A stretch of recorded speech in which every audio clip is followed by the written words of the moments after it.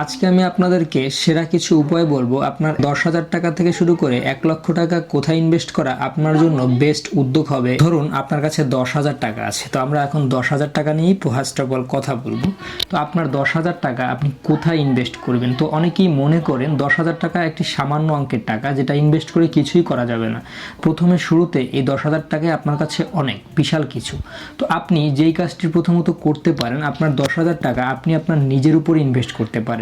তো আমাকে বলতে পারেন নিজের উপরে বলতে কি বোঝানো হয়েছে? নিজের উপরে বলতে বোঝানো হয়েছে আপনি আপনার উপরে ডিপেন্ড করে আপনি যে কোনো স্কিল শিখতে পারেন। গ্রাফিক্স ডিজাইন অথবা ভিডিও এডিটিং, বিভিন্ন রকম অনলাইনে ডিজিটাল মার্কেটিং রয়েছে।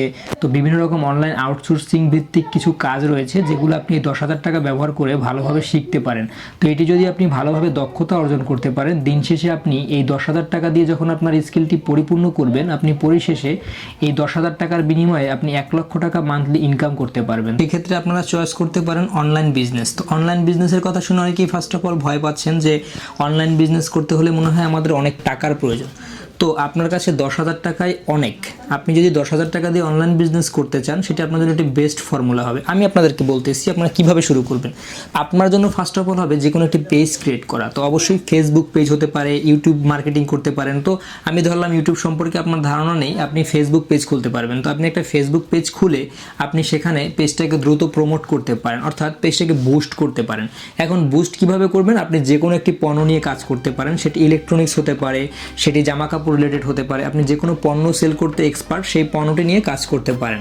তো ধরুন আপনি কোনো গ্যাজেট নিয়ে সেল করবেন, তো আপনি যে কোনো একটি গ্যাজেট সম্পর্কে কাজ করতে চাইলে আপনি একটা গ্যাজেটের পণ্য চয়েস করলেন, সেই পণ্যটি কি করলেন? ফার্স্ট অফ অল বাই করলেন যে কোনো কোম্পানি থেকে। তো আপনার প্রথমত কাজ হচ্ছে ওই একটি পণ্যকে ভালোভাবে একটি ভিডিও তৈরি করে সেটিকে পেজে আপলোড করার পরে সেটিকে বুস্ট করা। তো আপনি চিন্তা করতে পারেন আমার তো আরও পণ্যের প্রয়োজন, কিন্তু আমি বলবো প্রথমত না, আপনার কোনো পণ্য লাগবে না, শুধু একটি পণ্য এনাফ। আপনি যেটি করবেন, সেই পণ্যটি যখন আপনি সেল মার্কেটিং করবেন, আপনার যখন অর্ডার আসবে, আপনার ফেসবুক পেজ থেকে যারা ভিডিও দেখে আপনাকে অর্ডার কনফার্ম করবে, তখন আপনি দ্বিতীয়ত সেই পণ্যটি কনফার্ম নিয়ে তাদের কাছ থেকে 1 থেকে 2 দিন সময় নেবেন। সময় নেওয়ার পরে আপনি সেই পণ্যটি আবার বাই করে তাদের কাছে সেল করবেন। তো এটি হচ্ছে আপনাদের একটি সিক্রেট টিপস। আপনি চাইলে এভাবে একটি ব্যবসা শুরু করতে পারেন।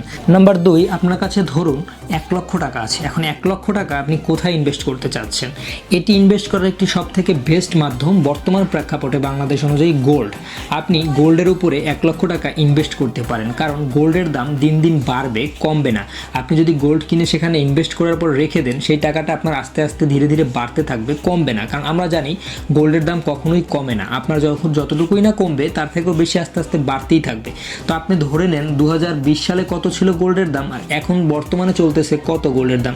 তো যারা তখনকার সময়ে কিছু গোল্ড কিনে ইনভেস্ট করে রেখেছে, সেটি কিন্তু ডাবল হয়ে গেছে, দ্বিগুণের চেয়েও দ্বিগুণ হয়ে গেছে। তো আমরা যেটি করতে পারছি, আমরা অনেকেই টাকা ব্যাংকে রেখে দিয়েছি। তো ব্যাংকের টাকা কিন্তু আমরা দ্বিগুণভাবে করতে পারছি না কখনোই।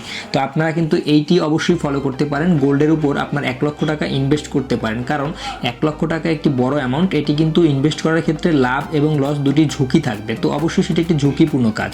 তো আপনি যদি গোল্ডের উপর ইনভেস্ট করেন, এখানে আপনার কোনো ঝুঁকি থাকবে না।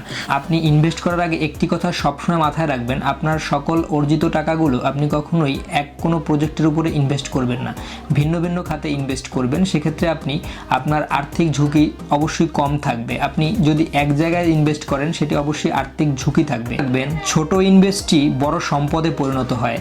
আপনি যখন ছোট ইনভেস্ট শুরু করবেন, সেটি আস্তে আস্তে বড় সম্পদে পরিণত হবে। আপনি যদি আজকে শুরু না করে 5 বছর পরে শুরু করতে চান, সেক্ষেত্রে তখন আফসোস করতে হবে যে আমি কেন 5 বছর আগে শুরু করলাম না।